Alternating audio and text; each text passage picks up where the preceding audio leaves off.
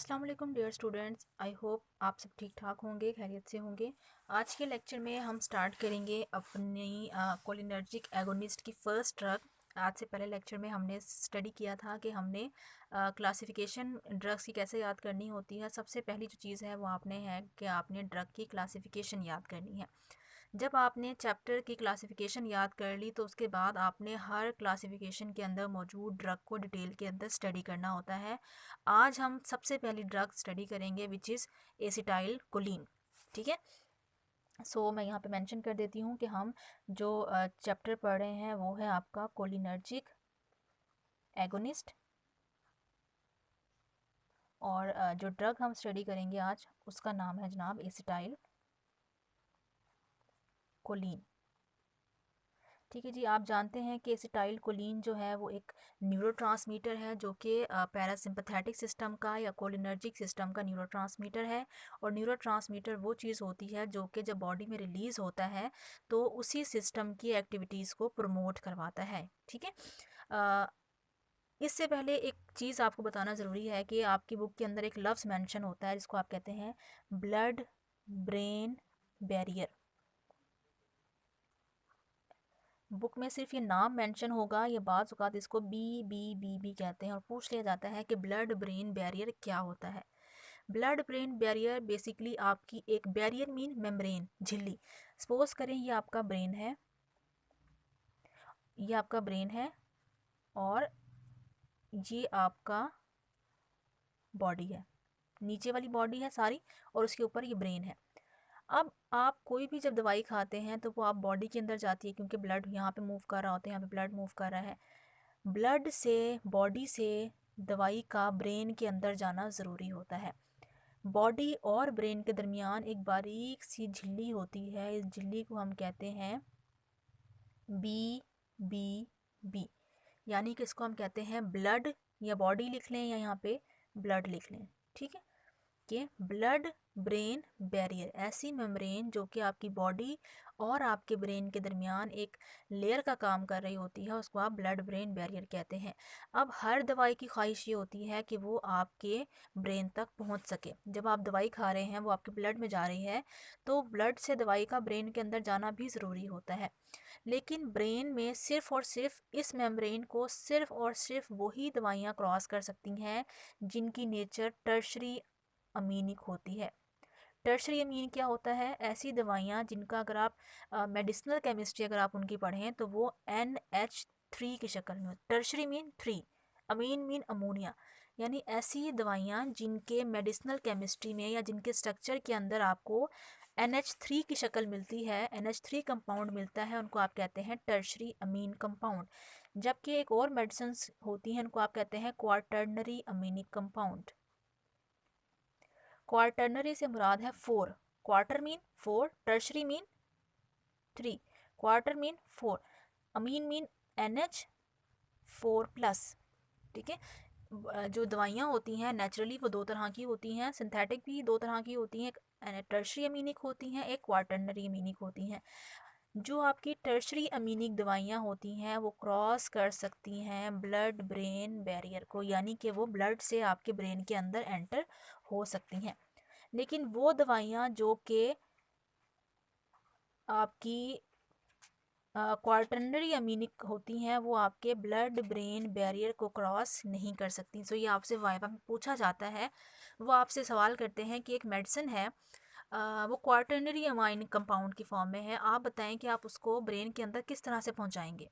सो आपका आंसर होना चाहिए कि जो दवाई क्वार्टरनरी अमोनिक फॉर्म में है वो आपके ब्लड के अंदर तो रह सकती है, बॉडी के बाकी ऑर्गन्स के अंदर तो रह सकती है, लेकिन वो ब्रेन के अंदर नहीं जा सकती क्योंकि वो इस मेम्ब्रेन को क्रॉस नहीं कर सकती। तो फिर आपसे वो क्वेश्चन करेगा कि अगर दवाई क्वार्टरनरी अमोनियम कंपाउंड है तो फिर हम ब्रेन के अंदर दवाई कैसे भेजेंगे। तो आपका आंसर होना चाहिए कि हम उस क्वार्टरनरी अमोनिया कंपाउंड को टर्शरी अमोनिया कंपाउंड के अंदर कन्वर्ट करेंगे। जब वो दवाई टर्शरी अमाइन कंपाउंड के अंदर कन्वर्ट हो जाएगी तो इस शक्ल में अब दवाई ब्लड ब्रेन बैरियर को क्रॉस कर सकती है और वो ईज़िली, यहाँ पे हम लिख देते हैं कि ये ब्लड ब्रेन बैरियर को क्रॉस कर जाएगी, जबकि ये जो है ये ब्लड ब्रेन बैरियर को क्रॉस नहीं कर सकती और आपके ब्रेन के अंदर नहीं पहुंच सकती। सो ये चीज़ आपने याद रख लेनी है कि टर्शरी अमोनिया कंपाउंड्स क्या होते हैं और क्वाटरनरी अमोनिया कंपाउंड्स क्या होते हैं। एग्जाम्पल भी कर लेते हैं, जैसे कि आपकी ड्रग है फाइजोस्टिगमीन, ठीक है। फाइजोस्टिगमीन जो आपकी दवाई है वो हम बहुत ज़्यादा इस्तेमाल करते हैं एज अ कोलिनर्जिक एगोनिस्ट। उसकी वजह ये है कि वो टर्शरी अमोनिया कंपाउंड में होती है, और क्योंकि वो टर्शरी अमोनिया कंपाउंड में होती है लिहाजा वो आसानी से ब्लड ब्रेन बैरियर को क्रॉस करती है और आपके ब्रेन तक पहुंच जाती है। जबकि आपकी एक दवाई जिसका नाम है एसिटाइल कोलिन, एसिटाइल कोलिन एक न्यूरोट्रांसमीटर भी है और कुदरती तौर पर इसकी नेचर ऐसी है कि ये क्वार्टरनरी अमोनिया कंपाउंड की शक्ल में होता है। अब क्योंकि ये क्वार्टरनरी अमोनिया कंपाउंड की शक्ल में होता है लिहाजा ये ब्लड ब्रेन बैरियर को क्रॉस नहीं कर सकता, और जब ये ब्लड ब्रेन बैरियर को क्रॉस नहीं कर सकता तो ये आपके ब्रेन के अंदर एंटर होने की सलाहियत नहीं रखता। यही वजह है कि अगर आपसे पूछा जाए कि आप एसिटाइल कोलिन ज़्यादा प्रेफर करते हैं क्लिनिकल प्रैक्टिस में या आप फाइजोस्टिगमीन यूज़ करते हैं ज़्यादा, तो आपका आंसर होता है कि हम फाइजोस्टिगमीन ज़्यादा इस्तेमाल करते हैं। नेक्स्ट क्वेश्चन आपसे पूछा जाता है कि आप एसिटाइल कोलिन ज़्यादा इस्तेमाल क्यों नहीं करते, तो आपका आंसर होता है कि एसिटाइल कोलिन क्योंकि क्वार्टरनरी अमोनिया कंपाउंड है वो ब्रेन के अंदर एंटर नहीं हो सकता। यही वजह है कि उसके इफ़ेक्ट्स बॉडी में कम आते हैं। अगर आप बाहर से एसिटाइल कोलिन दे रहे होंगे तो वो आपकी ब्रेन तक नहीं पहुंचेगा। इसी वजह से फिर हम उसको ज़्यादा इस्तेमाल नहीं करते, उसके इफ़ेक्ट ज़्यादा अच्छे नहीं आते। हम फाइजोस्टिगमीन इस्तेमाल करते हैं क्योंकि वो इजीली ब्लड ब्रेन बैरियर को क्रॉस करता है, आपके ब्रेन तक पहुंच जाता है और आपको सारे के सारे जो भी मसले हैं ब्रेन से रिलेटेड उसको सॉल्व करने में हेल्प आउट करता है।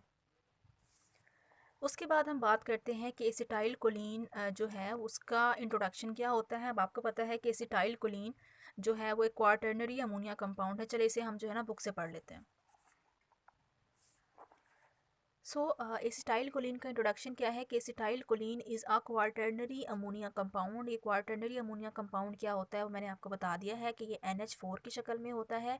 क्योंकि ये NH4 की शक्ल में होता है लिहाजा can not penetrate the membrane. कौन सी मेम्ब्रेन? ब्लड ब्रेन बैरियर, ठीक है। उसमें इन्होंने यहाँ पे सिर्फ मेम्ब्रेन लिखा है लेकिन पेपर में आप ब्लड ब्रेन बैरियर लिखेंगे कि क्योंकि आपके acetyl choline quaternary ammonia compound होता है लिहाजा ये आपकी मेम्ब्रेन को क्रॉस नहीं करता और आपके ब्रेन के अंदर एंटर नहीं हो सकता अगर आप इसको बाहर से खा रहे हैं। It is a neurotransmitter. हमें पता है कि हमें एसिटाइल कोलिन बाहर से भी मिल जाता है यानी मेडिसिन की शक्ल में भी मिल जाता है। इसके अलावा एसिटाइल कोलिन आपके ब्रेन के अंदर नेचुरली तौर पर भी मौजूद होता है जिसको आप एज अ न्यूरोट्रांसमीटर कहते हैं। और किसका न्यूरोट्रांसमीटर है ये? Parasympathetic and somatic nerve as well as autonomic ganglia. आप ये लाइन कैंसिल कर सकते हैं इजीली याद करने के लिए।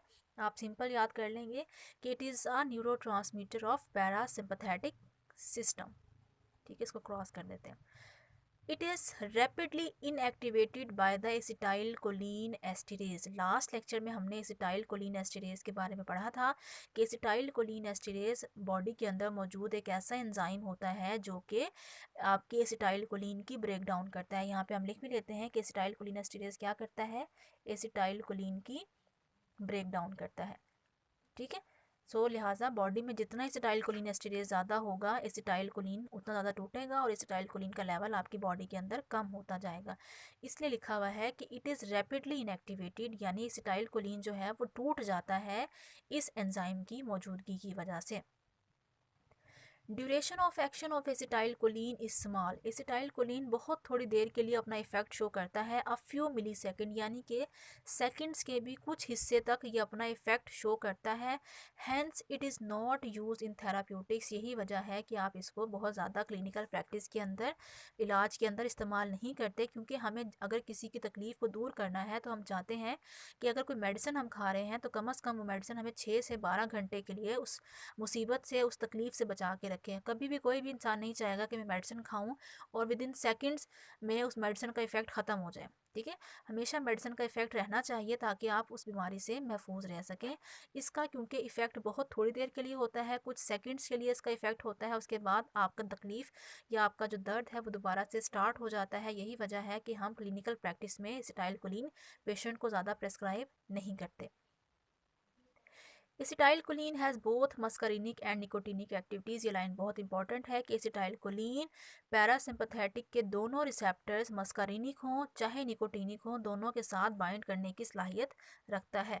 ठीक है जी, तो ये रिसेप्टर्स हैं, आपको पता होना चाहिए कि एसिटाइलकोलिन इन दोनों रिसेप्टर्स के साथ बाइंड करने की सलाहियत रखता है। फिर है कि एसिटाइलकोलिन के बॉडी पे क्या क्या असरात आएंगे। जब आपने पेशेंट को अगर एसिटाइलकोलिन दे दी है तो एसिटाइलकोलिन बॉडी पे क्या क्या इफ़ेक्ट करेगा। ये इफ़ेक्ट्स आपको याद करने की ज़रूरत नहीं है अगर आपको पैरासिम्पथेटिक सिस्टम वाला टेबल पिछला याद है। आप वही टेबल उठाकर हर एगोनिस्ट ड्रग के अंदर लिख सकते हैं, क्योंकि आपको पता है कि जब भी कोई भी सिस्टम, कोई भी दवाई पैरासिम्पथेटिक सिस्टम को एक्टिवेट करेगी तो सारे के सारे सिस्टम, सारे के सारे काम वही होंगे जो कि पैरासिम्पथेटिक सिस्टम कर रहा था। ठीक है, जो कि हमने पिछले लेक्चर्स में स्टडी भी किए थे कि जैसे ही आप पैरासिम्पथेटिक सिस्टम एक्टिवेट होगा, क्योंकि ये एगोनिस्ट दवाई है, जब आप इसको खाएंगे तो ये दवाई जाकर मस्कारिनिक रिसेप्टर और निकोटिनिक रिसेप्टर से एक्टिवेट होगी, और जब रिसेप्टर से एक्टिवेट होगी तो डायरेक्ट ये आपके पैरासिम्पथेटिक सिस्टम को एक्टिवेट कर देगी। और जब आपका पैरासिम्पथेटिक सिस्टम होगा तो आपके सारे के सारे इफ़ेक्ट वही हो जाएंगे जो कि आपके टेबल के अंदर थे। टेबल में आपको शो करा देती हूँ। तो जनाब ये आपकी टेबल है। ठीक है, ये मोस्ट इम्पॉर्टेंट टेबल है, आप कह सकते हैं 4 चैप्टर्स की जान है। अगर जिसको ये टेबल आती है उसको ये सिस्टम्स आते हैं, जिसको ये टेबल नहीं आती उसको ये सिस्टम्स कभी भी याद नहीं होंगे। तो जब आपने एसिटाइलकोलिन को पढ़ा तो हमने पढ़ा कि एसिटाइलकोलिन क्योंकि पैरासिम्पथेटिक सिस्टम को एक्टिवेट करवाती है।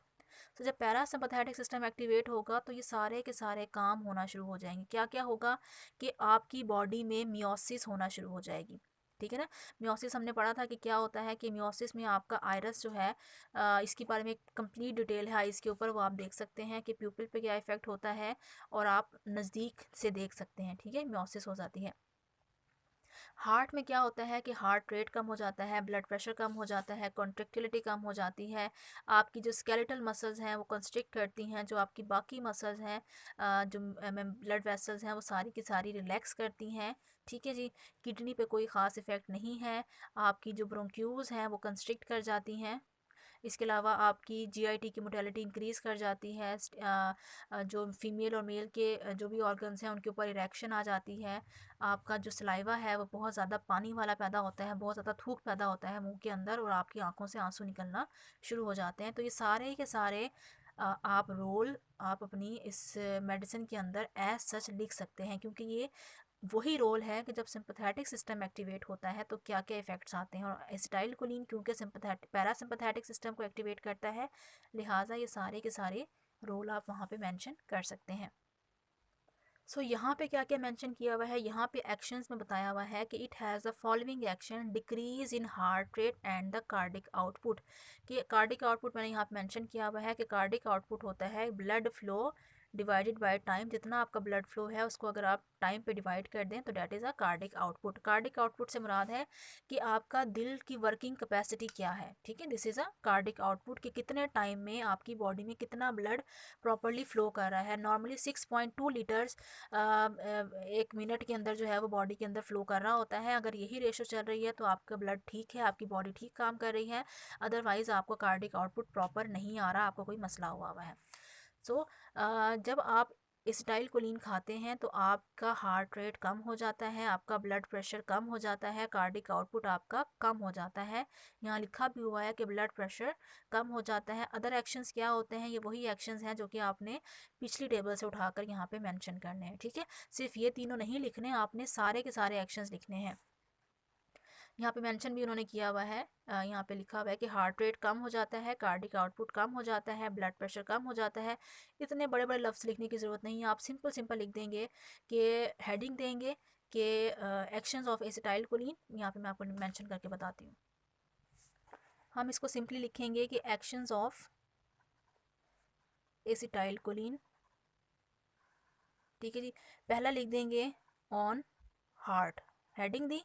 ठीक है, हार्ट पे क्या करेगा, पूरी लाइन लिखेंगे कि it decreases blood pressure. BP में लिख रही हूँ, आप पूरा लिखेंगे। अगला लिख देंगे इट डिक्रीजेस हार्ट रेट।